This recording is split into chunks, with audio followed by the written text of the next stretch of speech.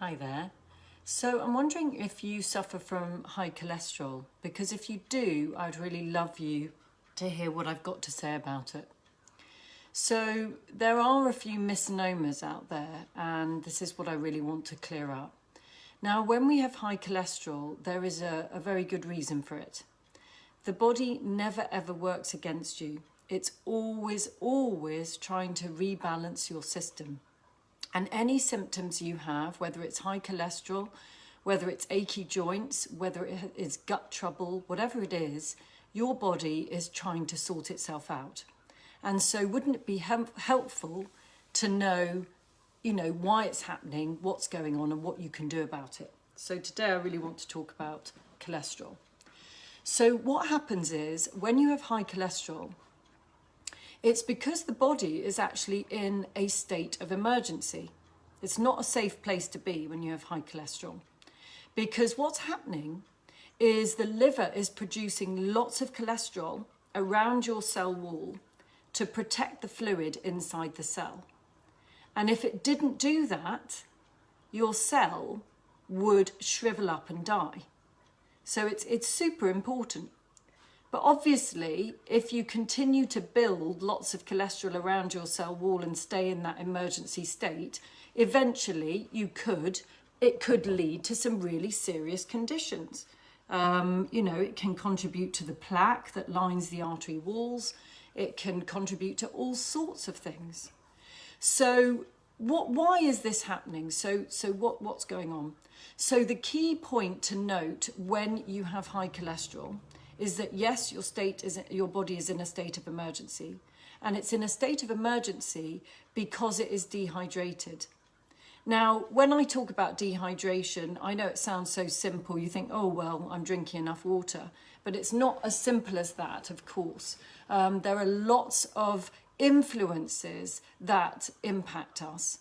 And of course, when we get to the place of high cholesterol, it isn't just about not drinking enough water. There are a combination of different factors, but we have to start somewhere, don't we? So the key thing to understand is that when you're producing high cholesterol or you have high cholesterol, it is because the liver is producing cholesterol around the cell wall to protect the fluid inside the cell. Because if it doesn't do that, the cell will shrivel up and die, and that's pretty serious for you. And the key thing to understand here is that we are 70 to 80% fluid.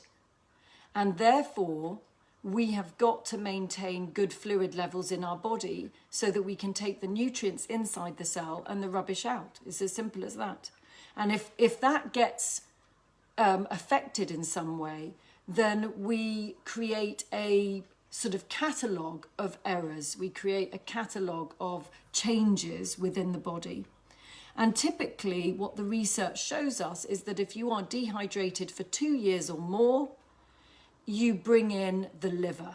So for the first 2 years when you're dehydrated, that dehydration registers in the bowel. And your bowel is your water balancing organ, and you probably know that the bowel is responsible for clearing your toxic load. It's your largest route of elimination in the body. Yes, you've got the lungs, the skin and the kidneys, but the bowel is the biggie. And the liver uses the bowel to clear your toxic load. So if you become dehydrated, then you're going to change the bowel function. And what the bowel will do is it will protect the rest of the body over itself. So all the water will get reabsorbed through the lining of the bowel to protect the essential organs, the brain, the heart, all of these areas within the central core of the body. And it will suffer. And that's when you start to get your constipation, you might get your wind, your flatulence, you might get some diarrhea, which is a worse form of constipation. And generally you'll get a bit of inflammation in the gut. And if it goes on and on, then it can really become quite chronic. And I have a number of clients who have this awful situation where they have this urgency to go to the loo, and it's actually curbing their social life. They don't want to go out because of this problem. And it's because there's so much inflammation in the bowel. And when that's been going on for long enough, eventually it impacts the liver. And like I said, the research shows about 2 years. So with cholesterol, it's not this idea that you cut down on fatty food. I mean, of course, if you're eating a lot of rubbish, but that actually isn't, and that's not good for you, of course. But that's not the cause of it. The cause of it initially is this dehydrated picture. And it's recognizing that there are 5 areas that impact your hydration. You've got your family history, so what's been handed down to you, how heavy is the toxic load that's been handed to you. If your mother and father were not in touch with their thirst when you were growing up, it's quite likely they wouldn't have reminded you to drink your water as a child growing up. So, you know, how you were treated is impacted by the state of health of your parents when you're little, and that influences you for the rest of your life. Because once you lose your thirst, you will not know that it's there, and it will get mistaken for hunger and other things. So it's really important to stay in tune with your thirst and to remember to hydrate regularly. So those 5 areas are your family history, your lifestyle, your diet, emotional trauma, so that's any very stressful adverse experiences in childhood, and of course any stress that you have today, prolonged stress. I'm not talking about short-term stress, I'm talking about prolonged stress that goes on for a long period of time, has a physically dehydrating effect. And what's the other one? Diet, lifestyle, I think I said them all. Family history, diet, lifestyle, emotional trauma, and environment. Actually, I didn't say environment. So your environment is your Wi-Fi, your satellite dishes in space, your heating, your electricity, all the modern living. And we can't just go and leave that and abandon that. That is the way we live. So we have to counteract that by making sure we're hydrating properly. So the first thing we want to do when we've got high cholesterol is to switch off that dehydration alert that the liver has gone into. And to turn it off, you've got to acknowledge your thirst, which may have disappeared, by the way. So I usually recommend a couple of litres of warm or room temperature water throughout the day, never more than 1 litre in 1 hour, spreading it out through the day. And then looking at your diet, how drying is it? Or how swollen is it? Does it have lots of vegetables and some fruit in it, which has a good water content? Does it have the soups and the stews and the brown rice and the quinoa, you know, with the water content? Or is it a lot of dry food? You know, is it pasta where you're throwing the water away? Is it a lot of bread, cakes, biscuits, dried processed food? Is it a lot of very salty convenience food? Then that's going to impact your health. So the first place is to switch off that dehydration alert and support that liver. Stop producing that cholesterol around the cell wall, which is an emergency reaction. And then the second thing is to look at your diet and see how you can support it, and obviously address your stress, because that has that physically dehydrating effect as well. So I hope that helps you to clarify that having high cholesterol does not just mean that you're perhaps living on too much convenience food, high salt, and high fat food, and that fats don't really contribute to the problem unless you have a big problem around hydration.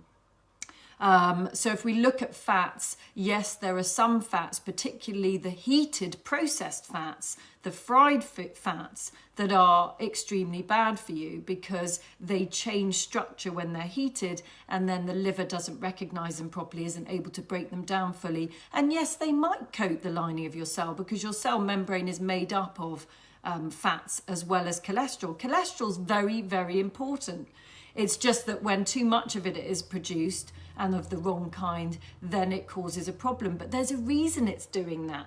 And we want to get underneath the reason why it's doing that, not just take some medication to get rid of the cholesterol. Cholesterol is very, very important. It makes, as I said, part of that cell membrane, which when it's healthy is vital for keeping nasties out of the cell and goodies inside the cell. And for example, the very delicate blood-brain barrier, which is made up of your D3, DHA, which is a type of fat, and iodine. If that is compromised, then you're going to start to leach horrible toxins in your brain. And of course, your brain is 80% fluid, so that's the area of the body that really struggles when we get dehydrated.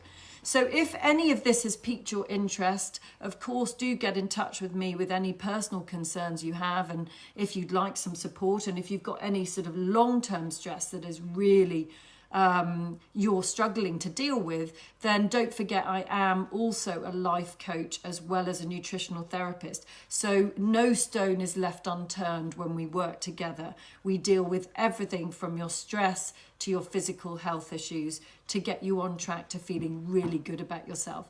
So I hope you've enjoyed this shortish video explaining about cholesterol. I hope it's put your mind at ease. If you are suffering with high cholesterol, or if you have any friends or family who are suffering, do share this video with them so that it can reassure them that this is something that can be resolved relatively easily and relatively quickly, depending on how committed you are, and to really get underneath this picture so that you can resolve it and it doesn't lead to more serious health conditions such as heart disease and plaques, hardening of the arteries, dementia kind of situations, and all these awful things that happen when you get a build-up of cholesterol and damaged fats, sodium and calcium sort of blocking the arteries and creating all sorts of nasties in the body.